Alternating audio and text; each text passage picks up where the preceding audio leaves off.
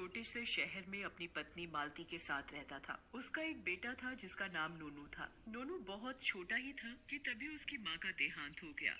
एक दिन नोनू ने अपने पापा से कहा, पापा, सबकी मम्मी है, मुझे भी एक मम्मी चाहिए।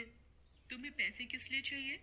माँ, आज मेरे दोस्त का जन्मदिन है, मुझे उसके लिए एक अच्छा सा गिफ्ट लेना है। ठीक है, दे देना। मैं अभी पैसे लेकर आई।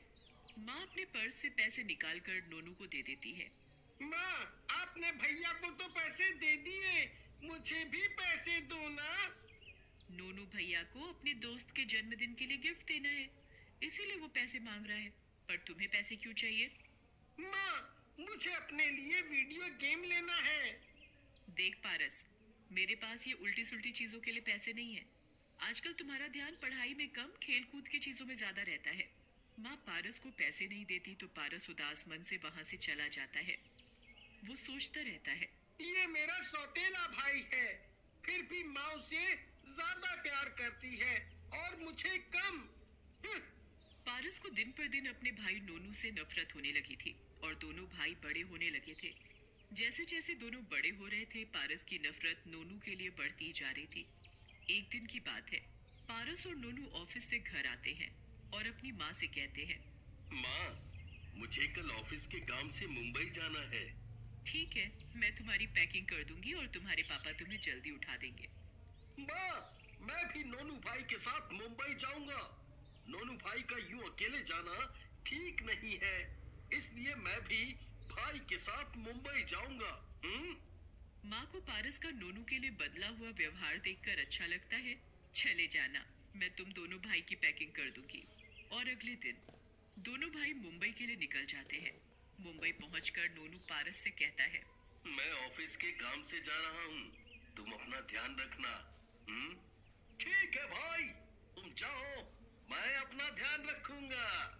नोनू ऑफिस के काम से निकल जाता है। इधर पारस नोनू को मारने का प्लान बनाता है। वो सोचता है, इस नोनू को कैसे मारा जाए जिससे कि मुझे मेरा हक मिल सके और मैं इस घर का मालिक बन जाऊं। मैं तो उनके लिए कुछ नहीं हूँ। माँ भी नोनू भाई को अपना बेटा मानती है, मैं तो जैसे उनका कुछ लगता ही नहीं। और फिर रात को नोनू भी ऑफिस से घर आ जाता है। और पारस, यहाँ मन तो लग गया तुम्हारा? हाँ भैया। पारस नोनू को खाना खाने के लिए कहता है। चलो पारस, खाना खा लो, कल हमें वापस घर भी जाना है। यहाँ का काम तो खत्म हो गया, हमें सुबह जल्दी ही निकलना पड़ेगा। पारस और नोनू खाना खाकर सो जाते हैं और अगली सुबह, पारस जल्दी करो, लेट हो रहा है। अभी आया भैया। पारस अपने साथ एक बैग में मिट्टी के तेल की बोतल और माचिस रख लेता है। इस बात का नोनू को बिल्कुल भी पता नहीं चलता। फिर दोनों भाई अपने घर की ओर निकल पड़ते हैं। तभी रास्ते में पारस चुपचाप बैग से मिट्टी के तेल की बोतल निकालकर गाड़ी में डाल देता है। नोनू भैया, मुझे टॉयलेट जाना है, जरा गाड़ी रोक दो प्लीज। नोनू गाड़ी रोक देता है। पारस माचिस जलाकर गाड़ी से नीचे उतर जाता है और वो दूर निकल जाता है। नोनू इस बात से बेखबर था कि गाड़ी में आग लग चुकी है। तभी गाड़ी में जोरों की आग लग जाती है। मुझे बचाओ, मुझे बचाओ, गाड़ी में आग लग गई है, मुझे बाहर निकालो पारस, मुझे बचाओ, मुझे निकालो पारस।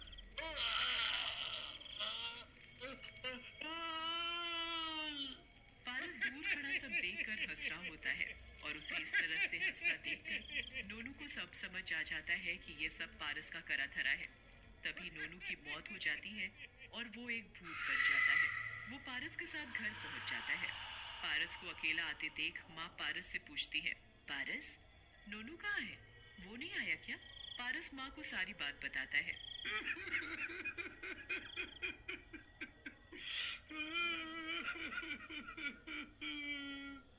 माँ, गाड़ी में आग लगने की वजह से नोनू भाई की मौत हो गई। माँ नोनू की मौत की खबर सुनकर बहुत रोती है। माँ, मैंने नोनू भैया को बचाने की बहुत कोशिश की, पर मैं बचा ना सका। माँ, होने को कौन सकता है। फिर पारस घर से बाहर चला जाता है।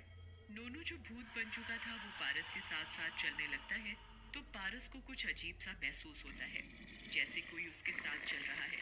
पारस अपने दोस्तों के पास पहुंच जाता है और वो उनके साथ शराब पीने लगता है और कहता है, हे! आज तुम सबको मेरी तरफ से पार्टी। क्या बात है? आज किस खुशी में पार्टी दे रहे हो हैं? अरे आज जितना चाहे पियो। आज मैं बहुत खुश हूँ। ऐसा क्या मिल गया जो इतना खुश हो रहे हो? कोई तगड़ा माल हाथ लगा है क्या? कुछ ऐसा ही समझो। आज मेरे रास्ते का सबसे बड़ा कांटा निकल गया।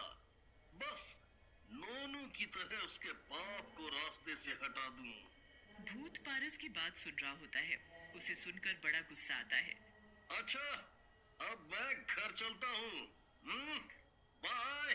घर जाकर पारस आराम से सो जाता है और अगले दिन, माँ, आज मैं पिताजी के साथ ऑफिस जाऊंगा। हाँ बेटा, अब तुम्हें ही सब देखना पड़ेगा।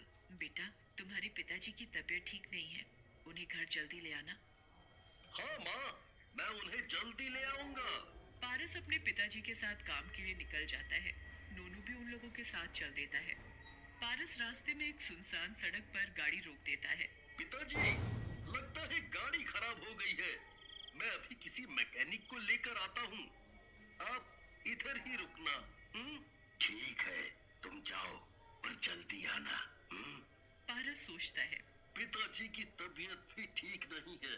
मैं इन्हें यहीं सुनसान सड़क पर छोड़कर घर चला जाता हूँ।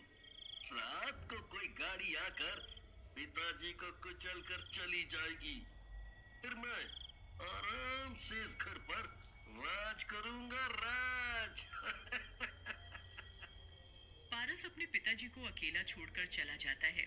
शाम भी हो जाती है, पर पारस नहीं लौटता। उधर पारस के पिताजी की तबीयत भी खराब होने लगती है। तभी भूत अपने पिताजी के सामने आ जाता है और पारस की हरकत के बारे में सब बताता है। पिताजी, ये सब पारस की चाल है। वो आपको मारना चाहता है। आपकी तबीयत भी ठीक नहीं लग रही मुझे। आइए, मैं आपको घर छोड़ देता हूँ। फिर भूत अपने पिताजी को घर छोड़ देता है और वो अपने पिताजी को पारस से सावधान रहने को कहता है। पिताजी को घर पर देखकर पारस के होश उड़ जाते हैं और वो अपने पिताजी से कहता है, पिताजी, आप यहाँ कैसे? क्यों? क्या हुआ? तुम्हें क्या लगा? वो पिताजी कुछ नहीं। अच्छा हुआ आप सही सलामत घर आ गए। मुझे आपकी बड़ी फिक्र हो रही थी। रात को जब घर के सब लोग सोए हुए थे, तब पारस अपने पिताजी के कमरे में जाकर अपने पिताजी का तकिए से मुंह बंद करता है। तभी कमरे की लाइट जल जाती है। अपने ही जाल में वो फंस जाता है और रंगे हाथों पकड़ा जाता है। पारस अपने पास भूत को खड़ा देखकर डर जाता है। तभी भूत पारस का गला पकड़ लेता है। तू मेरे पिताजी को मारना चाहता था। अब तू देख मैं तेरा क्या हाल करता हूँ। माँ भी पारस की करतूत देख बहुत शर्मिंदा होती है कि एक बेटा ही अपने पिता को मारना चाहता है। तभी माँ पारस से बोलती है, पारस, तू अपने ही बाप को मारना चाहता है, क्यों? हाँ, मैं अपने बाप को मारना चाहता हूँ, क्योंकि नोनू मेरा सौतेला भाई है। मैं इससे नफरत करता हूँ। माँ को नोनू की हत्या के बारे में सब पता चल जाता है और वो भूत से कहती है, इसे छोड़ना मत, ये तेरा हत्यारा है और ये तुम्हारे पिताजी को मारना चाहता है। पारस वहाँ से भागने की कोशिश करता है तो भूत उसे पकड़ लेता है और उसे बहुत मारता है और पारस से कहता है, मैंने तुम्हें कभी अपना सौतेला भाई नहीं समझा, पर तुमने मुझे अपना सौतेला भाई ही समझा। तुम्हें मुझे मारकर चैन नहीं पड़ा, जो तुम अपने ही पिताजी को मारने चले थे। मैं तुझे कभी माफ नहीं करूंगी। तभी पुलिस भी वहाँ आ जाती है और वो पारस को नोनू की हत्या और अपने पिताजी को मारने के जुर्म में गिरफ्तार कर लेती है और उसे पकड़ कर ले जाती है।